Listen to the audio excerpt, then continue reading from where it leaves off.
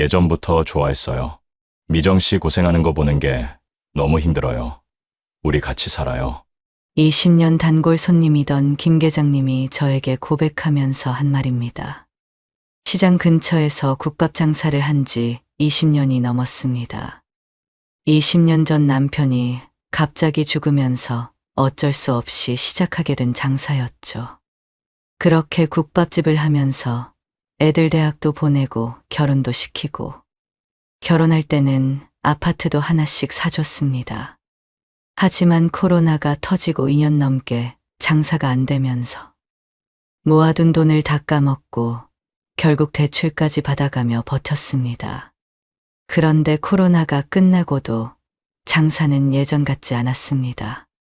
결국 더 이상 버티기 힘들어 가게를 정리하기로 했습니다. 가게를 내놨지만 아무도 사지 않아서 오랫동안 함께 일했던 직원에게 가게를 넘겼습니다. 가게를 정리하고 집을 팔아 대출을 갚고 작은 아파트로 이사도 했습니다. 20년 동안 쉬는 날도 없이 일했는데 결과가 이거라니 허무하기도 하고 억울하기도 했습니다. 그때 저를 위로해준 사람이 김 계장님이었습니다. 김 계장님은 제 가게 20년 단골 손님이었습니다. 김 계장님의 위로를 받고 저는 다시 시작해 보려고 했습니다. 생활비를 벌기 위해 호텔 청소 일을 시작했죠. 힘들기는 했지만 장사하던 것에 비하면 못할 일은 아니었습니다. 그렇게 한 달쯤 지났을 때 가게를 넘겨받은 직원에게 연락이 왔습니다. 가게가 너무 바빠서 토요일에 하루만 도와줄 수 없겠냐는 전화였습니다. 저는 의아했습니다. 가게가 바빠봤자 얼마나 바쁘다고 사람까지 부르나 싶었죠. 무슨 일인가 궁금해서 알았다고 하고 도와주어 갔습니다. 그런데 한 달 만에 다시 가본 가게에는 손님이 가득 차 있었고 시장 입구까지 줄이 서 있었습니다. 보고도 믿기지 않았습니다.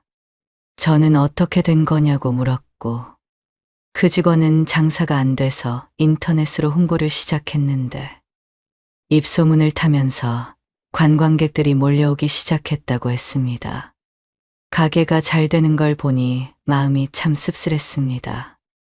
망해서 넘긴 가게가 한 달 만에 이렇게 대박이 나다니요. 그렇게 좌절하고 있을 때 김 계장님이 저에게 손을 내밀어 줬습니다. 20년 동안 저를 좋아했다면서? 제가 힘들어하는 걸 더는 못 보겠다며 함께 살자고 하셨습니다. 저는 고민 끝에 재혼을 결심했습니다. 더 이상 이렇게 일하면서 살고 싶지 않았거든요. 결혼하고 나서 김 계장님이 달라지면 어떡하나 걱정도 했습니다. 그런데 결혼 후 김 계장님은 오히려 저에게 더 잘해줬습니다. 그동안 고생했던 시간을 다 보상받는 기분이었죠. 하지만 결혼 9개월 후, 그 결혼 생활은 끝이 났고 저는 빚더미에 앉았습니다. 제 인생이 어디서부터 잘못된 걸까요? 제 이야기 끝까지 들어주시고 여러분들의 생각을 남겨주세요. 구독과 좋아요는 저에게 큰 힘이 됩니다. 안녕하세요. 저는 62살 최미정입니다. 시장 근처에서 국밥 장사를 한 지 20년이 넘었어요. 처음부터 국밥집을 하려고 했던 건 아니었습니다. 20년 전 공사 현장에서 일하던 남편이 갑자기 죽으면서 어쩔 수 없이 하게 됐죠. 그때 애들이 아직 어렸어요. 큰애가 중학생이고 작은애가 초등학생이었습니다. 남편이 남긴 돈은 별로 없었습니다. 공사장에서 일당 받아서 생활하던 거라 모아둔 게 없었어요. 이것저것 해봤습니다. 식당 서빙도 하고 청소 일도 했어요.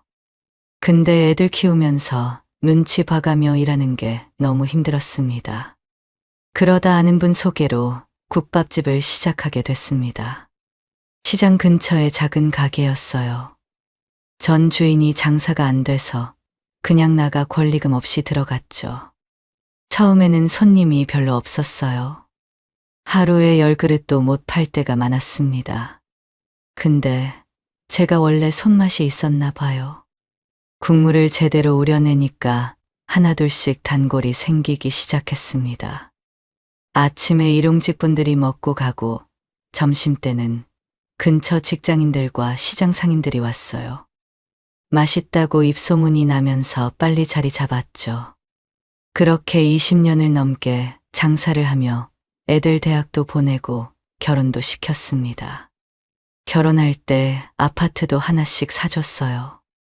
부모 역할은 다 한 것 같아서 힘들었지만 보람은 있었습니다.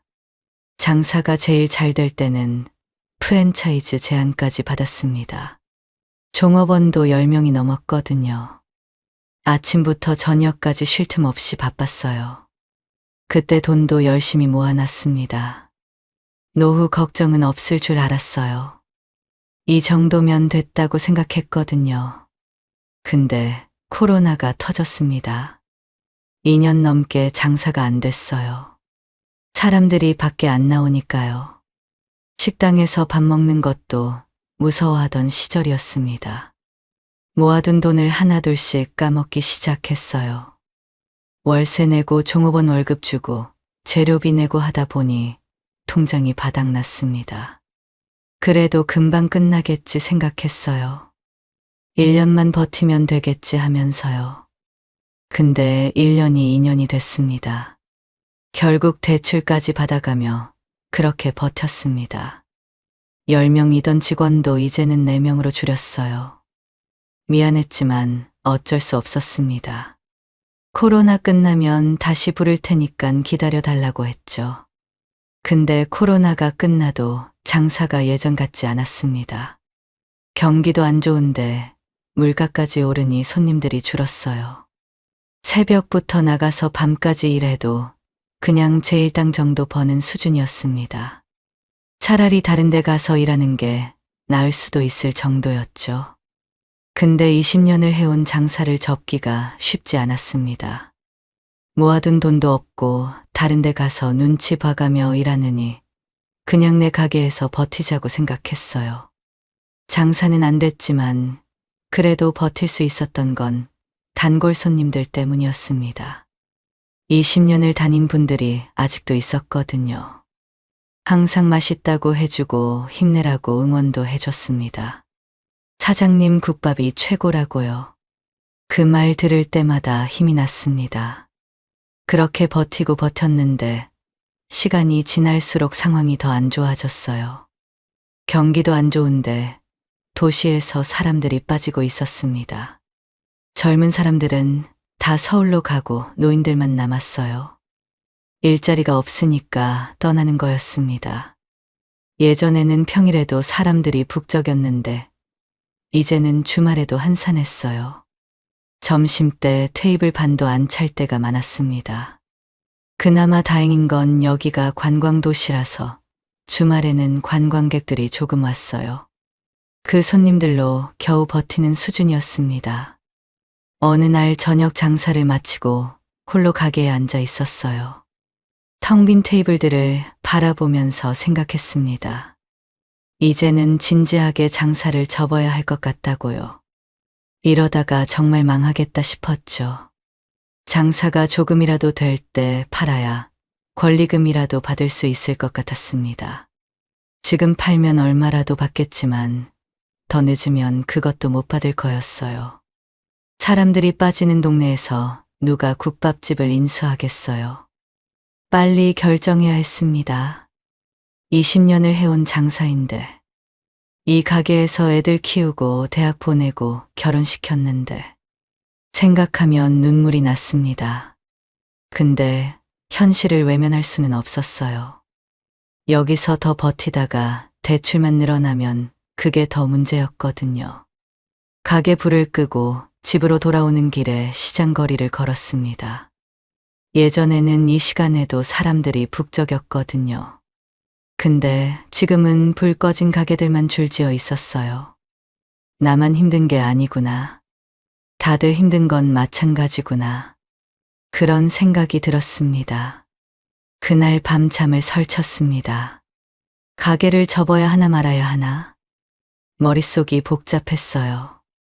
뒤척이다가 겨우 눈을 붙였는데 금방 새벽이 됐더라고요. 어차피 잠도 안 오니까 그냥 가게로 나갔습니다. 가게 문을 열고 장사 준비를 했어요. 국물 끓이고 재료 손질하고요. 20년 동안 해온 일이라 손이 알아서 움직였습니다. 근데 오늘따라 마음이 무거웠어요. 이 일을 얼마나 더 할 수 있을까? 그런 생각이 계속 들었거든요. 아침 손님이 몇 명 오고 갔습니다. 예전에는 아침부터 바빴는데 이제는 한산했어요. 종업원들도 할 일이 없어서 멍하니 서 있었습니다. 점심시간이 됐어요. 예전이었으면 이 시간에 직장인들로 테이블이 꽉 찼어요. 자리가 없어 그냥 돌아가는 손님들도 많았죠. 종업원들이 정신없이 뛰어다니고 저는 주방에서 국밥만 퍼냈습니다. 그때는 힘들어도 좋았어요. 바쁜 게 행복이었거든요. 근데 지금은 점심때도 테이블이 반도 안 찼습니다. 종업원들이 할 일이 없어서 멍하니 서 있었어요. 저도 주방에서 나와 홀을 둘러봤습니다. 텅 빈 테이블들이 눈에 들어왔어요. 그걸 볼 때마다 답답했습니다. 오늘도 답답한 마음에 테이블 한켠에 앉았어요. 밖에 지나가는 사람들을 보고 있었습니다. 그때 가게 문이 열리면서 손님이 들어왔습니다. 김 계장님이었어요. 김 계장님은 제 가게 20년 단골입니다. 가게 처음 할 때부터 매일 새벽마다 와서 국밥을 드셨어요. 처음에는 공사장에서 일하는 분인 줄 알았습니다. 근데 알고 보니 근처 동사무소 직원이셨어요. 아침 일찍 출근하시는 분이었습니다. 아침에도 오시고 점심때도 와서 드시고 가셨어요. 나중에 친해지고 나서 김 계장님도 혼자라는 걸 알았습니다. 부인이 일찍 돌아가셨다고 하셨어요. 자식도 없으시고요. 그래서 매일 밖에서 밥을 드신다고 했죠. 이제는 은퇴하셔서 매일 올 일은 없지만 가끔 점심때 와서 드시고 가셨어요. 오늘도 그렇게 오신 거였습니다. 김 계장님이 저를 보며 인사했어요. 그러더니 가게 안을 둘러보시면서 걱정스러운 표정을 지으셨습니다. 점심인데 이렇게 사람이 없으면 어쩌나. 저는 한숨을 쉬며 대답했어요.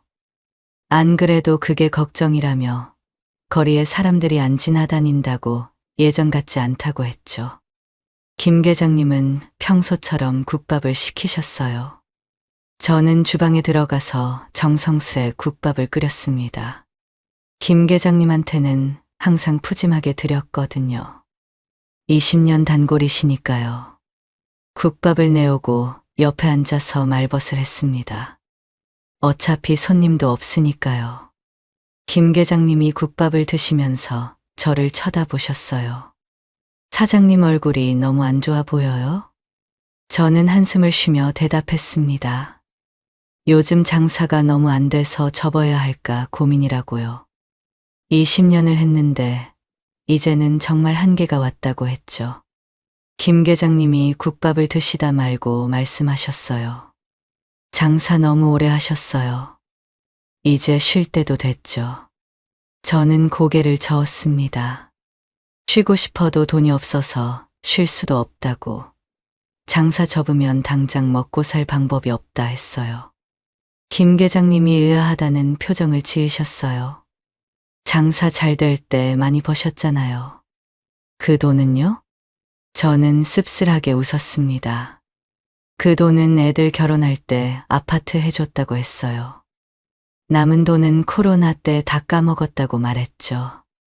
김 계장님이 안타까운 표정을 지으셨어요. 저도 우울해졌습니다. 말하다 보니 더 서러워졌거든요.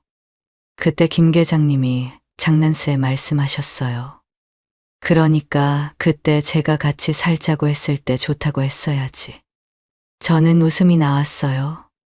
김 계장님이 예전에 그런 말씀을 하신 적이 있었거든요. 반쯤은 장난이고 반쯤은 진심이었던 것 같았습니다. 그때는 제가 장사가 잘 될 때였어요. 돈도 많이 벌고 자신감도 있었습니다. 그때는 제가 돈을 많이 벌 때 아니에요. 같이 살자는 사람들이 줄 섰었다고요. 김 계장님이 웃으시면서 말씀하셨어요. 그땐 그랬지. 그땐 나도 젊었는데. 김 계장님이 옛날 생각에 빠지셨어요. 저도 그때 생각이 났습니다. 장사 잘 될 때는 저한테 관심 보이는 남자들이 꽤 있었어요. 근데 저는 관심이 없었습니다. 애들 키우고 장사하느라 바빴거든요. 연애할 시간이 없었어요. 김 계장님이랑 이야기를 하다 보니 기분이 풀렸습니다. 아까까지 우울했는데 웃게 되더라고요. 역시 사람은 누군가랑 이야기를 해야 하는 것 같았어요. 그렇게 김 계장님이 국밥을 다 드시고 일어나셨습니다. 계산을 하시면서 말씀하셨어요. 혹시 가게 정리하실 거면 연락하세요. 도와줄 수 있는 부분은 도와드릴 테니까요. 저는 고맙다고 말씀드렸어요. 김 계장님이 가게를 나가시는 걸 보면서 생각했습니다. 20년 동안 한결같이 와주신 분이었어요. 이런 분이 있어서 그나마 버틸 수 있었던 것 같았습니다.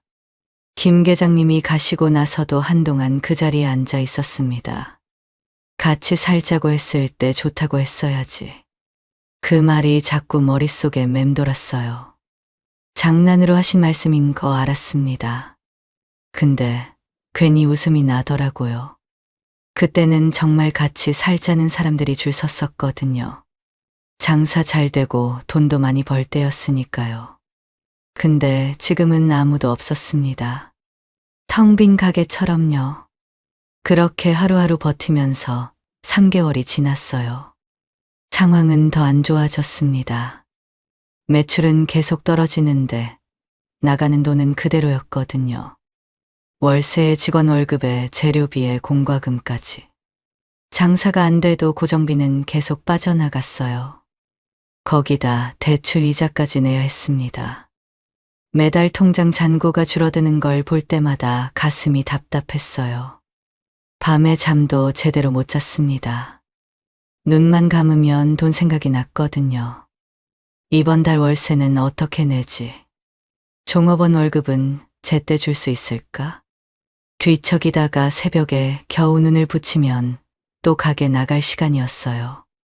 스트레스를 너무 많이 받았습니다. 머리카락도 빠지고 얼굴도 푹 꺼졌어요. 결국 며칠을 고민한 끝에 결심했습니다. 장사를 접기로요. 더 버텨봤자 빚만 늘어날 것 같았어요. 지금 접으면 가게 보증금이랑 권리금이라도 받을 수 있었습니다. 그걸로 대출 갚으면 그래도 숨통이 트일 거라고 생각했어요. 부동산에 가서 가게를 내놨습니다. 나름 동네에서 유명한 가게라 금방 나갈 줄 알았어요. 20년 된 국밥집이고 단골도 많으니까요. 맛있다고 소문난 집이었거든요. 근데 생각보다 안 팔렸습니다. 전화로 문의하는 사람들도 있고 가게 보러 오는 사람도 있었어요. 근데 권리금이 있다고 하면 다들 고개를 저었습니다. 요즘 경기가 안 좋아서 권리금 주고 들어올 사람이 없다면서요. 국밥집이 잘 안 된다고요. 저도 알았어요. 그래서 접는 거였으니까요. 가게 앞에 내놓는다는 종이를 붙여놨더니 단골 손님들이 알게 됐습니다. 점심 먹으러 왔다가 종이를 보고는 안타까운 표정을 지었어요. 사장님 국밥 못 먹으면 어떡하냐고. 다른 데 가면 이 맛이 안 난다고 했죠. 그 말 들을 때마다 눈물이 났습니다. 며칠 후 저녁 시간에 김 계장님이 오셨어요. 가게 앞에 붙은 종이를 보셨는지 들어오시자마자 얼굴이 굳어 있었습니다. 사장님, 가게 내놓으신 거예요? 저는 애써 웃으며 대답했어요. 그냥 이제 힘들어서 더 버티기 어려울 것 같다고 했죠. 김 계장님이 한숨을 쉬시면서 자리에 앉으셨습니다. 저녁 장사가 끝날 때까지 김 계장님이 안 가셨어요. 종업원들 먼저 보내고 나서 둘이 술 한잔 했습니다. 소주를 따르면서 그동안 쌓였던 이야기를 쏟아냈어요. 장사가 안 돼서 힘들었던 것, 대출 받아서 버텼던 것, 밤마다 잠이 안 와서 고생했던 것까지요. 김 계장님은 조용히 들으시면서 술만 따라주셨습니다. 그날 밤 늦게까지 둘이 앉아서 이야기했어요. 김 계장님이 가시고 나서 혼자 가게 정리를 했습니다. 테이블 닦으면서 생각했어요. 이 가게도 이제 얼마 안 남았구나. 그 후로도 매일 가게 문에 전화를 기다렸어요. 근데 연락이 뜸했습니다. 처음에는 일주일만 기다려보자 했는데 일주일이 2주가 되고 2주가 한 달이 됐어요. 한 달이 지나도 가게는 안 나갔습니다. 문에 전화조차 뜸해졌습니다. 이대로 가다가는 권리금도 못 받고 그냥 나가야 할 판이었어요. 고민 끝에 함께 10년을 일한 직원한테 가게를 넘기기로 했습니다. 권리금 없이 집기랑 남은 재료값으로 500만 원만 받기로 했죠. 속은 쓰렸지만 어쩔 수 없었습니다. 안 팔리는 것보다는 나았으니까요. 마지막 장사날 아침부터 단골 손님들이 찾아왔습니다. 소문 듣고 마지막으로 먹으러 온 거였어요. 사장님 국밥 그리울 거라고 20년 단골인데 이제 어디서 먹냐고요. 저도 눈물이 나왔습니다. 저녁에 마지막 손님을 보내고 가게 불을 껐어요. 텅 빈 가게를 둘러봤습니다. 20년 동안 새벽부터 밤까지 여기서 일했거든요. 시원섭섭했어요. 근데 후회는 없었습니다. 이 가게에서 애들 대학 보내고 결혼시키고 아파트까지 사줬으니까요. 이 정도면 됐다고 생각했습니다. 집으로 돌아와서 보증금 받은 걸 계산해 봤어요. 근데 아파트 담보대출을 다 갚기에는 모자랐습니다. 아직 빚이 남아 있었어요. 며칠을 고민했습니다. 이 나이에 대출 끼고 사는 건 너무 불안했어요. 매달 이자 내는 것도 부담이었고요. 결국 결정했습니다. 집을 팔고 작은 곳으로 이사하기로요. 33평 아파트를 정리하고 19평 아파트로 이사했어요. 짐 정리하면서 생각했습니다. 어차피 넓은 집에 혼자 있어봤자 외롭기만 하다고요. 방이 3개나 있어도 쓰는 건 하나뿐이었거든요. 잘 됐다고 스스로를 위로했습니다. 이사하면서 대출금은 다 갚았어요. 근데 남은 돈은 2천만 원이 전부였습니다. 20년 장사해서 남은 게 고작 이거였어요. 이사하는 날 자식들이 찾아왔습니다. 짐 정리하는 걸 도와주러 온 거였어요. 큰애가 박스를 나르다가 물었습니다. 엄마 가게도 접고 이사까지 하다니 무슨 일 있어요? 저는 웃으며 대답했어요. 자식들 걱정시키고 싶지 않았거든요. 이제 그만 쉬고 싶어서 정리한 거야.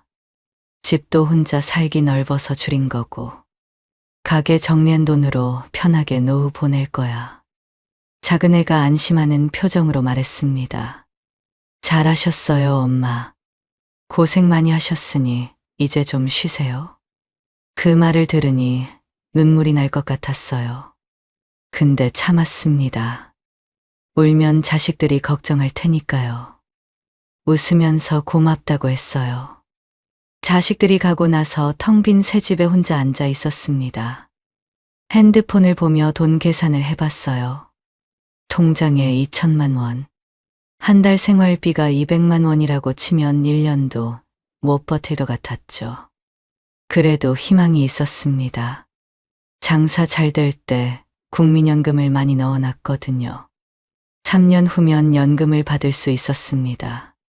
그때까지만 버티면 조금 나아질 거라고 생각했습니다. 문제는 3년을 어떻게 버티느냐였죠.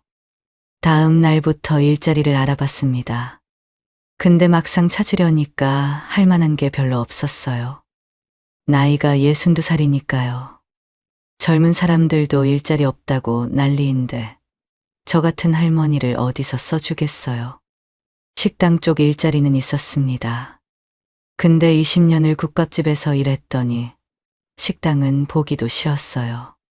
새벽부터 밤까지 서서 일하고 기름 냄새 맡고 생각만 해도 질렸습니다. 다른 일을 하고 싶었어요.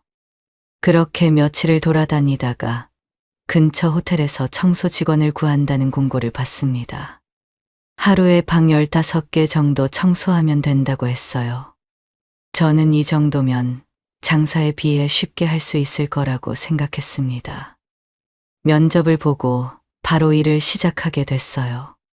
첫날은 교육이었습니다. 다른 아줌마를 따라다니면서 청소 방법을 배웠어요.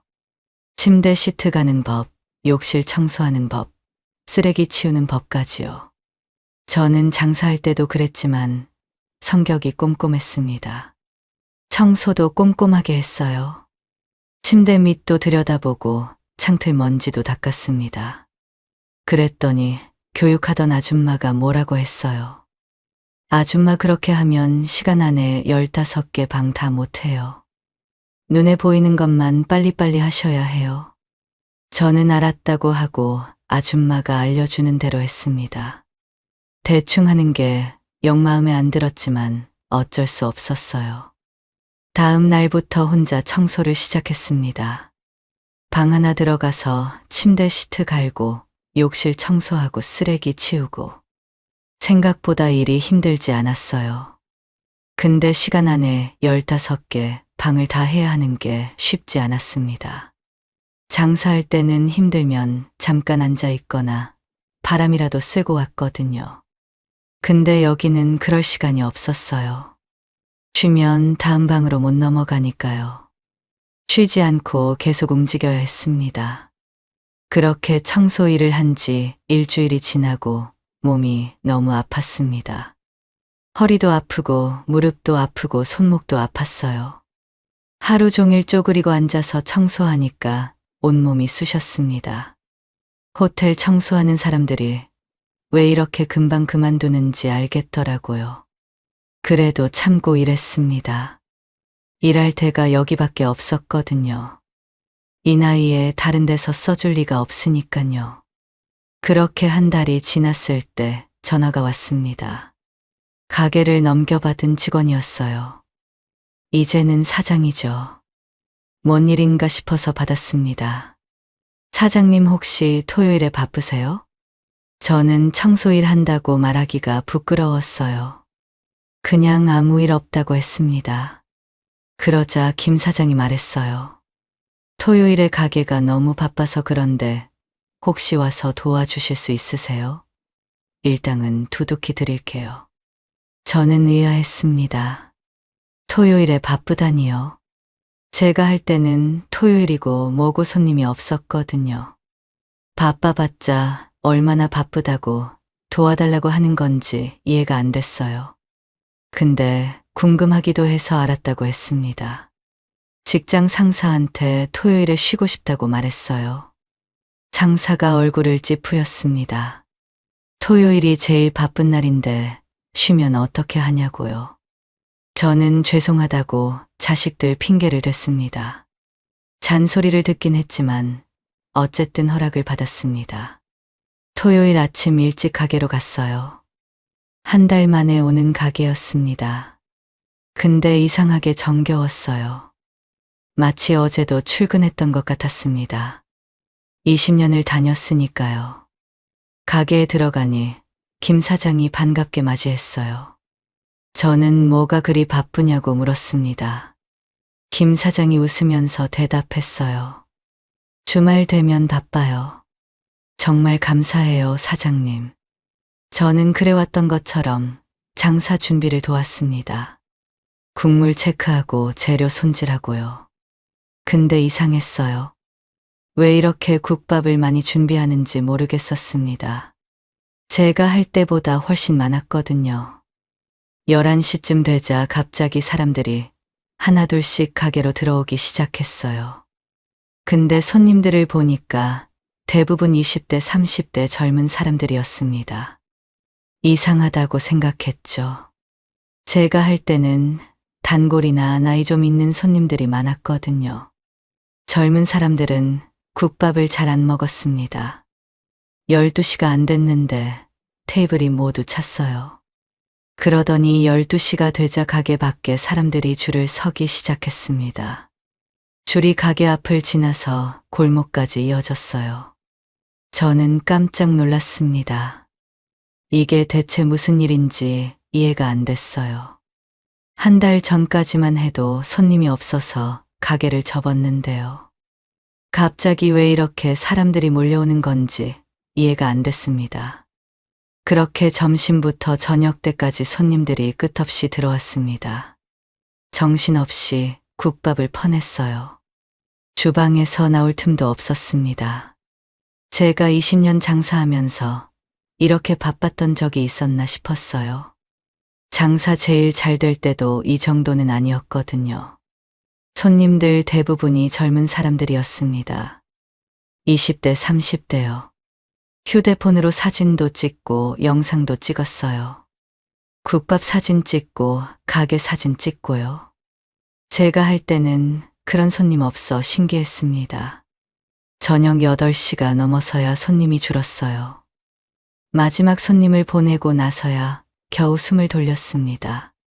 종업원들도 지쳐 보였어요. 다들 땀을 뻘뻘 흘리고 있었습니다. 가게 문을 닫고 정산을 했어요. 김 사장이 계산기를 두드리는 걸 옆에서 봤습니다.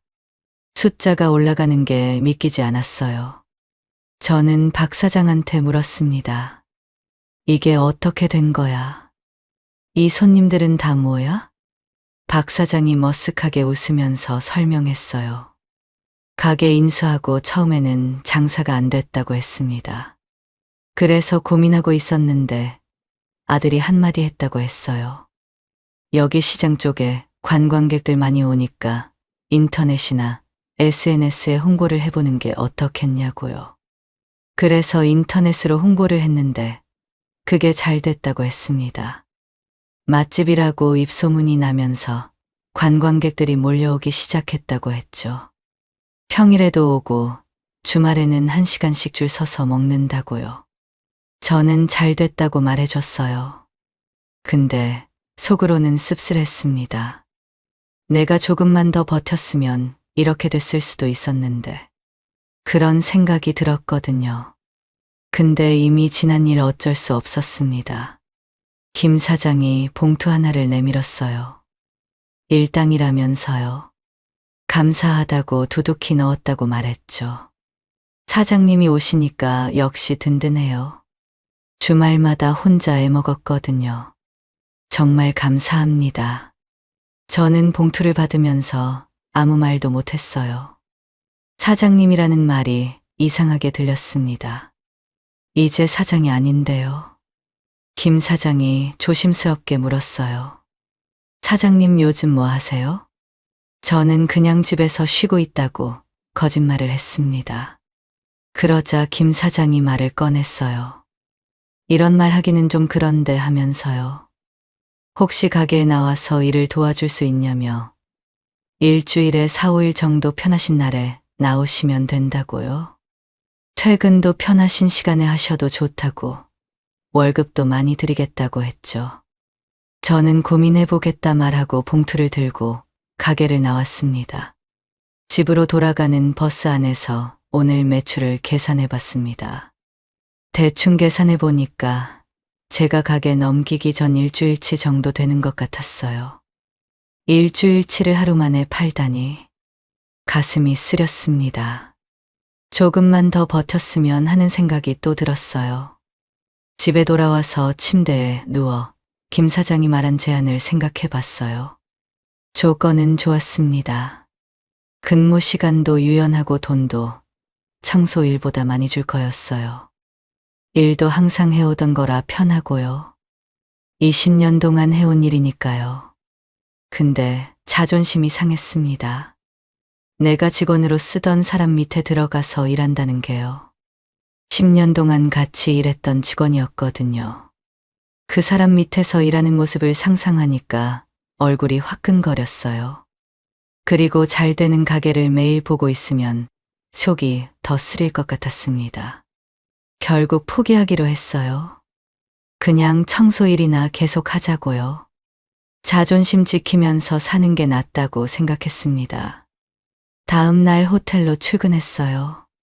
탈의실에서 옷을 갈아입고 있는데 다른 아줌마들이 저를 쳐다봤습니다. 눈빛이 싸늘했어요. 한 아줌마가 말했습니다. 토요일에 갑자기 빠지면 어떡해요? 우리가 대신 일했잖아요.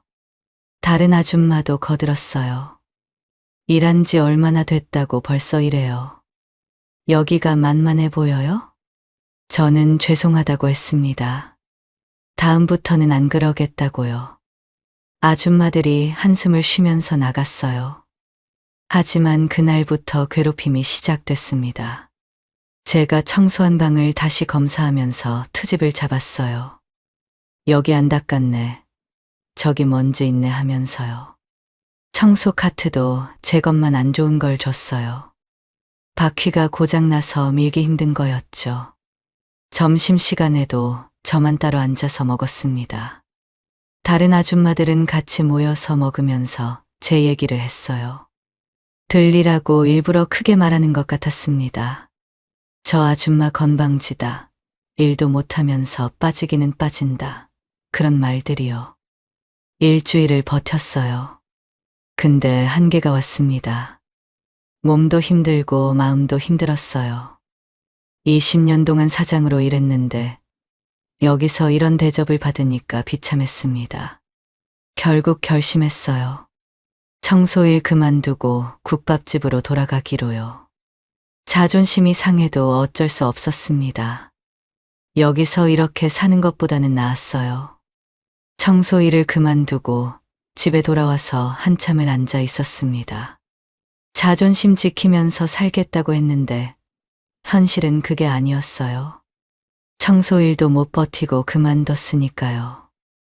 이제 어떻게 해야 하나 막막했습니다. 결국 핸드폰을 꺼내 들었어요. 김 사장 번호를 눌렀습니다. 신호가 가는 동안 가슴이 두근거렸어요. 자존심을 버리는 게 이렇게 어려운 일인 줄 몰랐습니다. 김 사장이 전화를 받았어요. 저는 애써 담담하게 말했습니다. 언제부터 나가면 되나? 김 사장은 정말 감사하다며 내일부터 나와도 된다고 했습니다. 저는 알았다고 하고 전화를 끊었습니다. 전화를 끊고 나서 한숨이 나왔어요. 내가 직원으로 쓰던 사람 밑에서 일하게 되다니. 20년 동안 사장이었는데요.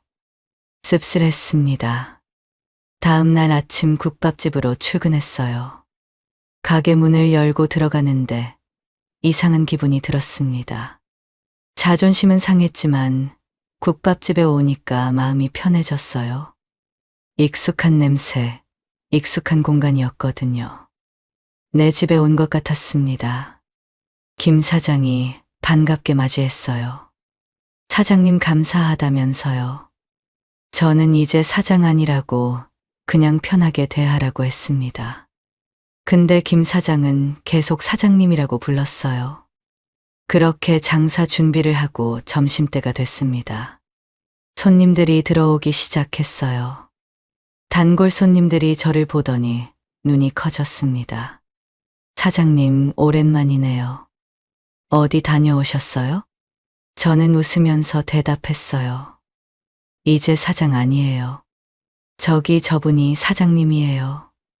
김 사장을 가리키며 말했습니다. 단골 손님이 고개를 저었어요. 그래도 제 마음속 사장님은 사장님이에요. 그 말에 기분이 좋아졌습니다. 20년 동안 얼굴 보던 분들이었거든요. 이런 분들이 있어서 버틸 수 있었어요. 주말이 되고 토요일 아침부터 손님들이 밀려 들어왔어요. 정말 쉴 새 없이 들어왔습니다. 주방에서 나올 틈도 없었어요. 국밥 퍼내고 그릇 치우고 다시 국밥 퍼내고요. 가게가 잘 되는 걸 보니까 또 후회가 밀려왔습니다. 팔지 말고 조금만 더 버텼어야 했나. 그런 생각이 계속 들었습니다. 가게에 나온 지 2주가 지났을 때 김 계장님이 저녁에 찾아오셨어요. 소문 듣고 오신 것 같았습니다. 제가 주방에서 나오니까 김 계장님이 반갑게 웃으셨어요. 국밥을 드시면서 말씀하셨습니다. 역시 사장님이 해주는 국밥이 최고라고요. 저는 웃으면서 감사하다고 했어요. 예전 같으면 앞에 앉아서 술 한잔하면서 이야기했을 텐데요. 이제는 종업원 입장이라 눈치가 보였습니다. 박 사장 눈치도 봐야 했고 다른 종업원들 눈치도 봐야 했거든요. 김 계장님도 그걸 아셨는지 물으셨어요. 오늘 언제 끝나세요? 끝나고 술 한잔 해요. 저는 좋다고 했습니다. 김 사장한테 말하고 1시간 일찍 끝냈어요. 김 계장님이랑 근처 호프집으로 들어갔습니다. 맥주를 시키고 마주 앉았어요. 김 계장님이 그동안 뭐 하고 지냈냐고 물으셨습니다. 저는 이것저것 했다고 얼버무렸어요. 호텔 청소일 했다고는 말 못하겠더라고요. 술이 몇 잔 들어가니까 마음이 풀렸습니다. 그동안 쌓였던 이야기가 나오기 시작했어요. 내가 가게 팔고 나서 장사가 이렇게 잘 되니까 너무 씁쓸해요. 조금만 더 버틸 걸 그랬나 봐요. 김 계장님이 고개를 끄덕이셨어요. 그 마음 이해해요. 정말 아쉽죠. 근데 밑에서 일하던 종업원 밑으로 들어가는 것도 쉽지 않으셨을 텐데. 대단하세요. 저는 술을 마시면서 눈물이 났습니다. 참으려고 했는데 안 되더라고요. 먹고 살려면 어쩌겠어요. 자존심 버리고 사는 거죠. 김 계장님이 아무 말 없이 술만 따라주셨어요. 그게 고마웠습니다. 위로의 말보다 그냥 옆에 있어주는 게 더 위로가 됐거든요. 그날 이후로 김 계장님이 매일 저녁에 가게를 찾아오셨어요. 국밥 드시면서 저랑 이야기를 나누셨습니다. 바쁠 때는 못했지만 손님 없을 때는 옆에 앉아서 수다를 떨었어요. 저는 그런 김 계장님한테 고맙다고 했어요. 역시 김 계장님밖에 없다고요. 김 계장님이 웃으시면서 그런 말씀 마시라고 하셨습니다. 그렇게 한 달이 지났어요. 처음에는 김 사장이 저한테 잘해줬습니다. 사장님 사장님 하면서요. 근데 시간이 지나니까 달라졌어요. 이제는 저를 종업원 대하듯 했습니다. 이거 해라 저거 해라 하면서요. 그래도 제가 20년 넘게 일한 사람인데 절 가르치려고 들었어요. 국물이 싱겁다 고기가 질기다 하면서 하나하나 지적을 했습니다. 처음에는 참았어요. 내가 종업원이니까요. 근데 점점 자존심이 상했습니다. 내가 가르쳐준 사람한테 이런 소리를 듣다니. 20년 동안 장사하면서 이런 취급은 처음이었어요. 결국 터졌습니다. 어느 날 김 사장이 또 뭐라고 하는데 참을 수가 없었어요. 앞치마를 벗으면서 말했습니다. 나 오늘부로 그만둘게. 더 이상 못하겠어. 김 사장이 당황했어요. 왜 그러시냐고요? 저는 대답 안 하고 가게를 나왔습니다. 집으로 돌아오면서 생각했어요. 괜히 2달 동안 장사 노하우만 뺏긴 것 같았습니다. 처음에 잘해준 것도 다 그것 때문이었던 것 같았어요. 이용당한 기분이 들어서 화가 났습니다. 일을 그만두고 집에 왔는데 마음이 너무 답답했습니다. 소파에 앉아서 멍하니 천장만 바라봤어요. 20년 동안 장사한 가게에서 쫓겨나듯 나온 기분이었거든요.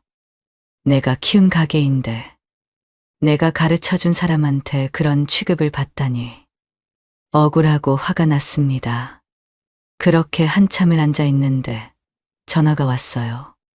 김 계장님이었습니다. 김 계장님 목소리가 걱정스럽게 들렸어요. 저녁에 가게 갔다가 제가 그만둔 걸 아신 모양이었습니다. 사장님 오늘 저녁에 시간 되세요? 제가 맛있는 거 사드릴게요. 나오세요. 저는 기분 전환도 할 겸 알았다고 했습니다. 씻고 나갈 준비를 했어요. 집 근처 치킨집에서 김 계장님을 만났습니다. 자리에 앉자마자 김 계장님이 치킨이랑 맥주를 시켰어요. 맥주 한 잔 따라주시면서 무슨 일이냐고 물으셨습니다. 저는 맥주를 받아 마시면서 그동안 속상했던 이야기를 털어놨어요. 김 사장이 처음에는 사장님 이러면서 잘해줬다고요. 근데 제 장사 노하우를 다 알려주고 나니까 갑자기 태도가 돌변했다고요. 저를 종업원 취급하면서 하나하나 지적하고 가르치려고 들었다고요. 너무 속상하고 화가 나요. 괜히 2달 동안 노하우만 뺏긴 것 같아요. 김 계장님이 고개를 끄덕이셨어요. 정말 속상하셨겠네요. 그래도 힘내세요. 저는 맥주를 마시면서 한숨을 쉬었습니다. 김 계장님이 조심스럽게 물으셨어요. 이제 어떻게 하실 거예요? 저는 모르겠다고 했어요. 일을 해야 하는데 어디서 뭘 해야 할지 모르겠다고요. 말하다 보니 눈물이 나왔습니다. 62살에 이렇게 막막할 줄 몰랐거든요. 그때 김 계장님이 말씀하셨어요. 미정 씨, 그럼 저랑 같이 사실래요? 저는 깜짝 놀랐습니다. 미정 씨라니요.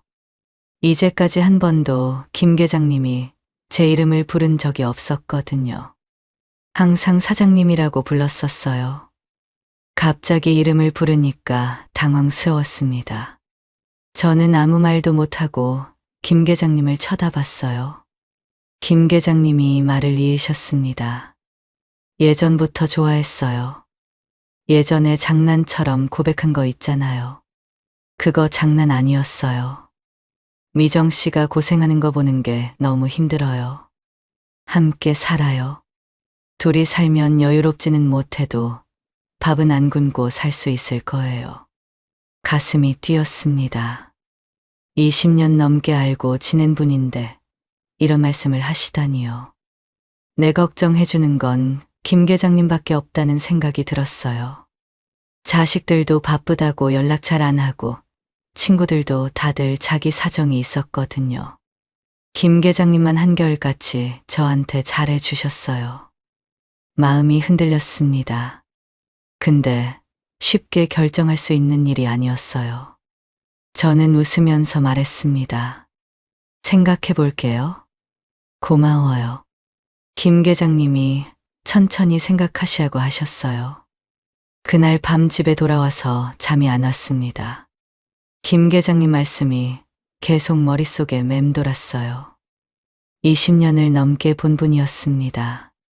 제가 힘들 때마다 찾아와서 위로해 주시고 응원해 주셨어요. 한결같이 저한테 잘해 주신 분이었습니다.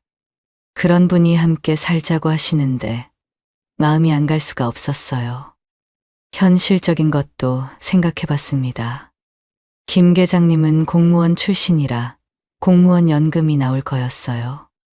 저도 몇 년 후면 국민연금이 나오고요. 그 2개만 합쳐도 생활비는 걱정 없을 것 같았습니다. 김 계장님은 자식도 없다고 들었어요. 부인하고도 연락 끊은 지 20년이 넘었다고 했죠. 자식 문제로 복잡할 일이 없었습니다.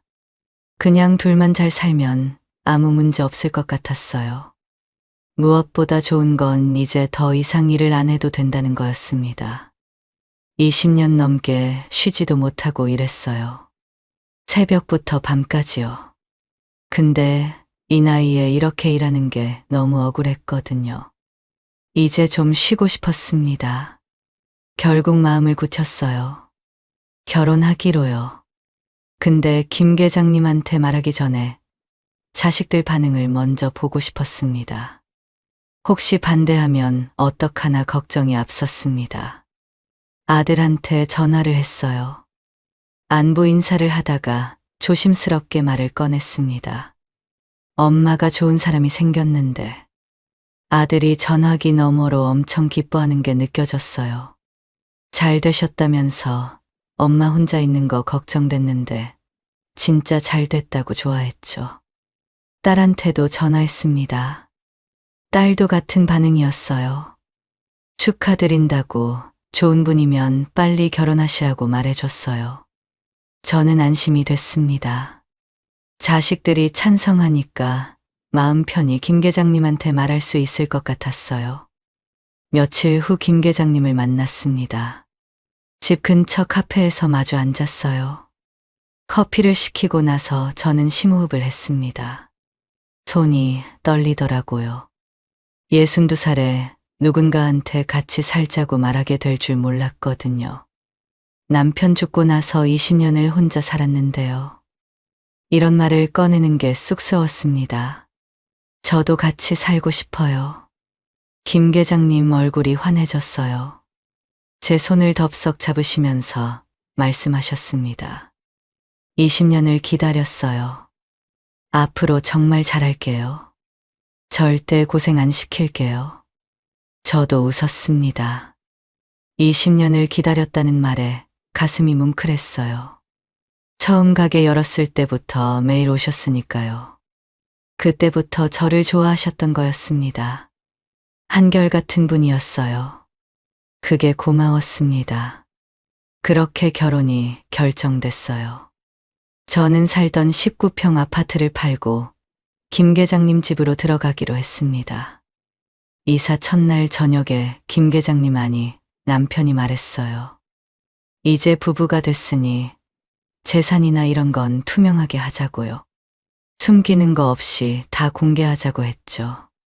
역시 공무원 출신답다고 생각했습니다. 꼼꼼하고 원칙적이셨거든요. 남편이 먼저 자기 재산을 말해줬어요.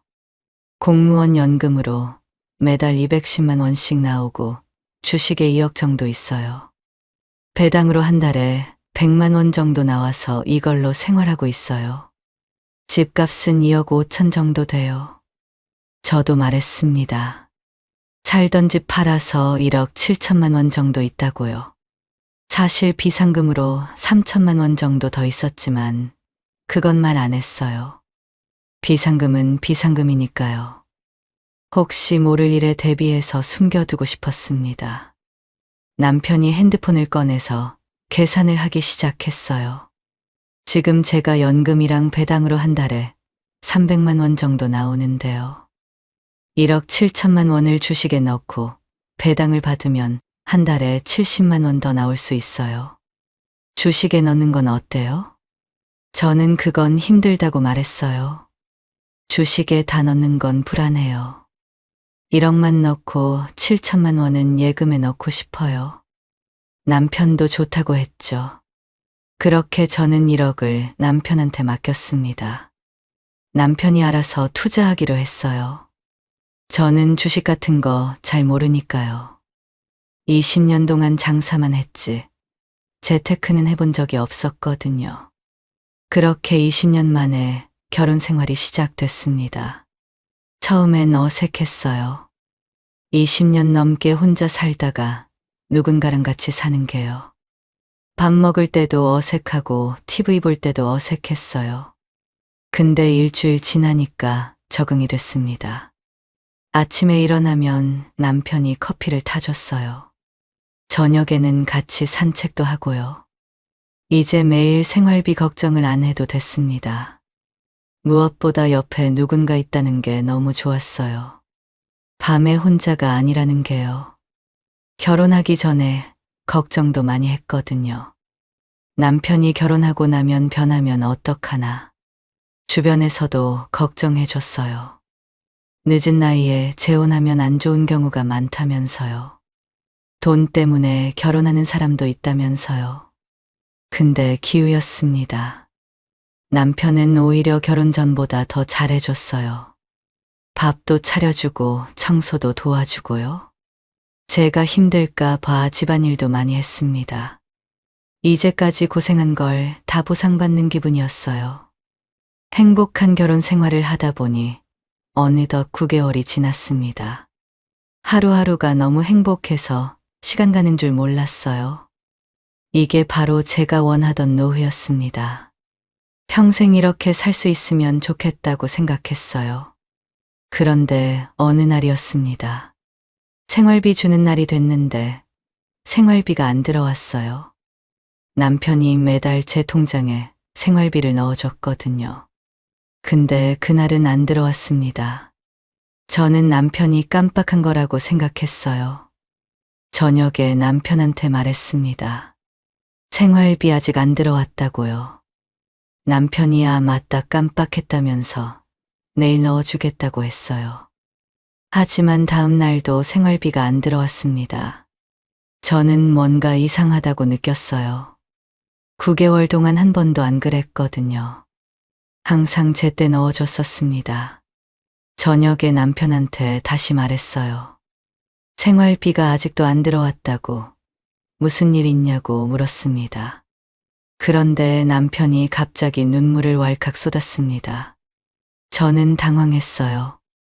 65살 된 어른이 갑자기 우는 거 처음 봤거든요. 왜 그러냐고 물었습니다. 남편이 대답을 못하고 눈물만 흘렸어요. 미안하다는 말만 계속했습니다. 느낌이 싸했어요. 뭔가 크게 잘못된 것 같았습니다. 무슨 일인지 말해봐요. 남편이 한참을 울다가 마음을 가라앉히고 입을 열었습니다. 당신이 준 돈 1억 있잖아. 그 돈이면 몇 배로 불릴 수 있을 것 같아서 공격적으로 투자했는데 다 날렸어. 저는 귀를 의심했습니다. 1억을 날렸다고요. 멍해서 아무 말도 못하고 있는데 남편이 말을 이었어요. 당신이 알면 이혼하자고 할 것 같아서 만회하려고 내가 가지고 있던 주식 2억을 빼서 그것도 넣었어요. 근데 그것도 다 날아갔어. 머릿속이 하얘졌습니다. 1억이랑 2억이면 3억이었어요. 3억을 날렸다는 거였습니다. 다리에 힘이 풀려서 소파에 주저앉았어요. 3억을 날렸다는 말에 머릿속이 하얘졌습니다. 소파에 주저앉아서 한참을 말없이 있었어요. 남편이 무릎을 꿇고 계속 울면서 미안하다고 했습니다. 저는 화를 내고 싶었어요. 어떻게 그럴 수 있냐고 소리치고 싶었습니다. 1억을 맡겼는데 그걸 날리고 자기 돈 2억까지 날리다니요. 말이 안 되는 거였어요. 근데 참았습니다. 지난 9개월 동안 남편이 저한테 얼마나 잘해줬는지 생각했거든요. 62살에 처음으로 행복하다고 느꼈죠.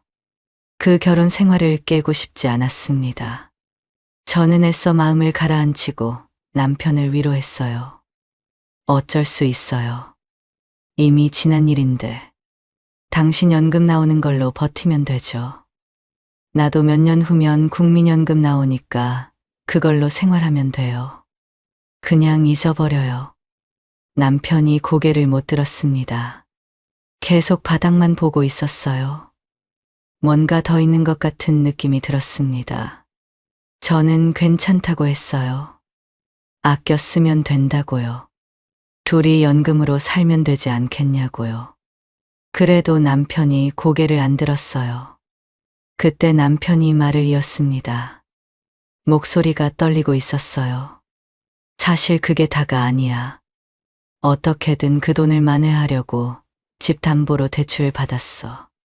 그것도 다 넣었는데 다 날아갔어. 숨이 막혔습니다. 이게 현실인가 싶었습니다. 9개월 전까지만 해도 행복하게 살고 있었는데요. 갑자기 빚더미에 앉게 된 거였어요. 남편이 계속 말했습니다. 연금 나오는 거는 매달 대출 원금이랑 이자 갚는 데 쓰면 얼마 안 남는다고요. 생활비도 빠듯할 거라고요. 저는 더 이상 참을 수가 없었습니다. 벌떡 일어나서 소리쳤어요. 어떻게 그럴 수 있어요? 그 돈이 얼마인데. 한마디 상의도 없이 어떻게 그래요? 남편이 바닥에 이마를 대고 빌었어요. 미안하다고요. 죽을 죄를 졌다고요. 저는 더 이상 보고 싶지 않아서 방으로 들어가 문을 잠갔습니다. 침대에 누워서 펑펑 울었어요. 62살에 재혼해서 편하게 살 줄 알았는데 이게 뭔가요? 20년 동안 고생해서 모은 돈인데요. 눈물이 멈추지 않았습니다. 그렇게 며칠 동안 남편이랑 말도 안 하고 지냈어요. 밥도 따로 먹고 잠도 따로 잤습니다. 남편이 말을 걸어도 대답 안 했어요. 얼굴 보기도 싫었거든요. 혼자 계산을 해봤습니다. 다행히 예금에 넣어놓은 7천만 원이 있었어요. 비상금으로 숨겨둔 3천만 원도 있었고요. 합치면 1억 원이었습니다. 그걸로 당장은 버틸 수 있을 것 같았어요. 근데 대출원금은 어떻게 갚나요? 연금으로 이자 내면 생활비도 안 남는다고 했잖아요. 아무리 생각해도 답이 없었습니다. 며칠을 고민하다가 결국 제가 먼저 남편을 불렀어요. 이렇게 말 안 하고 살 수는 없었거든요. 거실에 마주 앉았습니다. 남편 얼굴이 며칠 사이에 푹 늙어 있었어요. 수염도 안 깎고 눈도 퀭했습니다. 저는 한숨을 쉬고 말했어요. 이미 벌어진 일은 어쩔 수 없다고요. 화내봤자 돈이 돌아오는 것도 아니잖아요. 이제 어떻게 수습할지 그것만 생각하자고 했죠. 남편이 고개를 숙이며 미안하다고 했습니다. 남편이 먼저 말을 꺼냈어요. 자기가 일하겠다고 뭐든 하겠다고 했어요. 그 말을 듣고 저도 같이 일해야 한다고 했습니다. 남편 혼자 일한다고 해도 대출 원금 못 갚는다고요. 몇 년이 걸릴지 모른다고 같이 일해야 한다고 했습니다. 남편이 강렬하게 거부했어요. 그건 안 된다면서요. 당신은 이제 쉬어야 한다고 했습니다. 저는 단호하게 말했어요. 나는 빚 지고 사는 거 못해요. 빚 갚을 때까지만 일할 거예요. 남편이 한참 생각하더니 조심스럽게 말을 꺼냈습니다. 내가 생각해봤는데 우리 국밥집 하는 거 어때? 저는 어이가 없었어요. 장난치냐고 했습니다. 국밥집이라면 정말 지긋지긋하다고 그 고생을 또 하라는 거냐고 했죠. 남편이 말을 이었어요. 우리 둘이 다른 데서 일해봤자 대출 갚으려면 몇 년을 일해야 한다면서. 그러다 몸 상하면 더 고생이라고 했어요. 근데 국밥집은 다르다고 했죠. 김 사장 가게 봐. 지금도 줄 서서 먹잖아. 요즘 시장에 관광객들 많이 와서 당신 솜씨면 그 가게보다 더 잘 될 거야. 나도 가게에서 일할게 같이 한번 해보자. 잘 되면 12년 안에 다 갚을 수 있어. 저는 대답 안 하고 방으로 들어갔어요. 침대에 누워서 생각했습니다. 사실 국밥집은 생각도 하기 싫었어요. 20년 동안 지겹도록 했거든요. 새벽에 일어나서 국물 끓이고 손님 받고 설거지하고 그 고생을 또 하고 싶지 않았습니다. 근데 남편 말도 맞았어요. 다른 일에서는 생활비 쓰고 나면 대출 원금은 못 갚아요. 청소일이나 식당일 해봤자 한 달에 얼마나 벌겠어요. 국밥집이 잘 되면 가능할 수도 있었습니다. 그리고 김 사장 생각이 났어요. 처음에는 사장님 하면서 잘해주더니 제 노하우 다 빼먹고 나서는 태도가 돌변했잖아요. 저를 종업원 취급하면서 무시했고요. 그 얼굴이 떠오르니까 화가 치밀었습니다. 용서할 수 없었어요. 예전에 하던 국밥집 근처에 새로 가게를 열면 어떨까? 그 생각이 들었어요. 제가 원조니까요. 20년 동안 단골들이 저를 기억하고 있을 거였습니다. 김 사장보다 더 잘 될 수도 있었어요. 아니, 더 잘 되게 만들 거였습니다. 결국 결심했어요. 국밥집을 다시 하기로요. 김 사장 코앞에서요. 제대로 한번 해보자고 마음먹었습니다. 다음 날부터 남편과 국밥집 자리를 찾아다녔습니다. 시장 근처를 돌아다니며 임대 나온 곳을 알아봤어요. 근데 생각보다 상황이 안 좋았습니다. 요즘 시장에 관광객이 많이 오면서 임대료나 권리금이 많이 올랐거든요. 제가 장사할 때랑은 완전히 달랐어요. 그때는 나가려는 사람이 많아서 권리금도 별로 안 받았는데 지금은 들어오려는 사람이 많았습니다. 며칠을 돌아다닌 끝에 괜찮은 자리를 찾았어요. 김 사장 가게에서 2블록 정도 떨어진 곳이었습니다. 시장 입구라서 위치도 좋았어요. 근데 임대료랑 권리금이 만만치 않았습니다. 계산을 해봤어요. 가지고 있는 돈을 모두 털어도 5천만 원이 부족했습니다. 남편은 이미 집 담보로 대출을 받아서 더 이상 대출이 안 됐어요. 신용도 바닥이었거든요. 어쩔 수 없이 제 이름으로 5천만 원을 대출받았습니다. 빚이 또 늘어난 거였어요. 가슴이 답답했지만 방법이 없었습니다. 이 장사가 잘 돼야 빚을 갚을 수 있었으니까요. 그렇게 국밥집을 차렸어요. 가게 간판에 원조라는 문구를 크게 달았습니다. 20년 동안 이 동네에서 장사했으니까요. 원조 맞았어요. 남편은 카운터와 테이블을 정리하고 저는 주방에서 국밥을 만들었습니다. 알바도 2명 썼어요. 예전처럼 종업원 많이 쓸 형편은 안 됐거든요. 가게를 오픈하고 나서 단골 손님들이 소문 듣고 찾아왔어요. 제가 새로 가게를 열었다는 게 퍼진 거였습니다. 20년 동안 얼굴 보던 분들이었어요. 국밥 한 그릇 드시더니 말씀하셨습니다. 역시 이 맛이야. 저쪽 가게는 맛이 변해서 아쉬웠어요. 그 말에 힘이 났어요.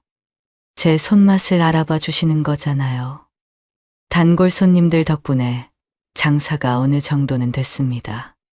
근데 문제가 있었어요. 이 정도로는 빚을 못 갚았습니다. 단골 손님들만으로는 한계가 있었어요. 김 사장 가게처럼 관광객을 끌어와야 했습니다. 저는 온라인 홍보 업체를 찾았어요. 인터넷 검색해서 연락처를 알아냈습니다. 업체 직원이 가게로 찾아왔어요. 이것저것 설명하더니 말했습니다. 인터넷이나 SNS에 원조라고 광고하면 관광객들이 몰려들어요. 입소문 타는 건 한순간입니다. 광고비가 한 달에 500만 원이라고 했습니다. 부담스러웠어요. 근데 업체 직원이 말했어요. 한 달만 하면 입소문 타서 그 다음부터는 알아서 찾아온다고요. 저는 이를 악물고 광고를 시작했습니다. 근데 한 달이 지나도 손님이 크게 안 늘었어요. 제가 생각했던 것처럼 관광객이 많이 오지 않았습니다. 뭐가 잘못된 건지 모르겠었어요. 혹시 요즘 국밥이 안 팔리는 건가 싶어서 김 사장 가게를 몰래 가봤어요. 멀리서 지켜봤습니다. 그런데 거기는 시장까지 줄이 길게 서 있었어요. 1시간은 기다려야 먹을 수 있을 것 같았습니다. 국밥이 안 팔리는 게 아니었어요. 제 가게만 안 되는 거였습니다. 홍보업체에 연락했어요. 어떻게 된 거냐고 홍보가 전혀 안 된다고 말했죠. 업체 직원이 대답했습니다. 이게 어디서 어떻게 터질지 몰라요. 몇 달만 더 해보세요. 저는 어쩔 수 없이 또 대출을 받아 이달만 더 홍보해보기로 했습니다.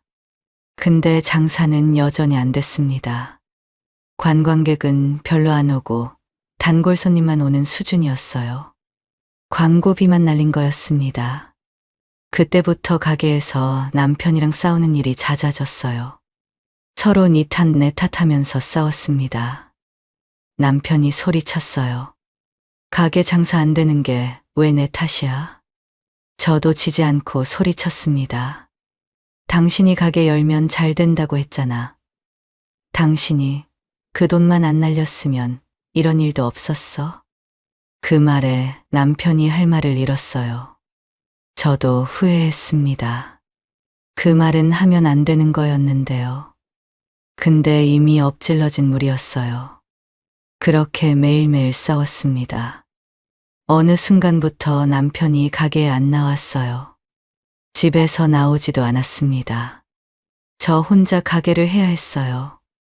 남편 대신 알바를 더 쓰고 싶었지만 그것도 부담됐습니다. 돈이 없었거든요. 저 혼자 남편 목까지 일했어요. 새벽부터 밤까지요.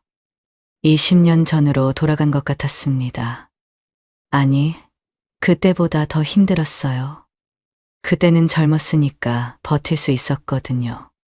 지금은 나이가 들어서 몸이 안 따라줬습니다. 허리도 아프고 무릎도 아팠어요. 그렇게 버티고 버텼는데 한계가 왔어요. 단골 손님들도 점점 발길이 뜸해졌습니다. 처음에는 응원한다고 자주 오시던 분들도 안 오시더라고요. 매출이 점점 떨어졌습니다. 어느 날 장부를 정리하다가 깨달았어요. 이번 달 월세도 못 낸다는 걸요. 고민 끝에 가게를 다시 내놨습니다. 부동산 여러 군데에 연락했어요. 손해보더라도 그만두고 싶었거든요. 이대로 가다가는 빚만 더 늘어날 것 같았습니다. 근데 가게를 하려는 사람이 없었어요. 권리금은커녕 그냥 가져가라고 해도 아무도 안 왔어요. 어쩔 수 없이 계속 손해보면서 가게를 열었습니다. 손님이 없어도 문은 열어야 했어요. 그래도 조금이라도 벌어야 했습니다. 재혼하면서 행복한 삶을 꿈꿨어요. 20년 동안 고생했으니까 이제 편하게 살 줄 알았습니다. 남편이랑 손잡고 여행도 다니고 맛있는 것도 먹고 그런 노후를 상상했거든요. 근데 현실은 정반대였어요. 지금은 집도 없고 빚만 남았습니다. 남편한테 이혼하자고 했어요. 더 이상 같이 살 수 없었거든요. 얼굴만 보면 화가 치밀었습니다. 그리고 내가 준 1억을 돌려달라고도 했어요. 그 돈이라도 있으면 빚을 조금 갚을 수 있으니까요. 근데 남편은 줄 돈이 없다고 했습니다. 결국 소송을 걸었습니다. 그렇게 집을 나와서 가게에서 먹고 자고 있습니다. 혹시나 하는 마음으로 버티고 있어요. 지난번 국밥집처럼 갑자기 잘 될 수도 있으니까요. 그때는 제가 팔고 나서 장사가 잘 됐잖아요. 김 사장이 SNS로 홍보하니까 관광객들이 몰려왔잖아요. 이번에도 어느 날 갑자기 손님이 줄을 서는 날이 올 수도 있지 않을까요? 그런 희망을 붙잡고 있습니다. 오늘도 새벽 5시에 일어나서 국물을 끓였어요. 차골 넣고 양지 넣고 정성껏 우렸습니다. 손님이 올지 안 올지 모르지만요. 그래도 문은 열어야 해요. 포기하면 정말 끝이니까요. 포기하는 순간 빚만 남고 아무것도 안 남거든요. 언젠가는 나아지겠죠. 그렇게 믿으면서 오늘도 가게 문을 엽니다.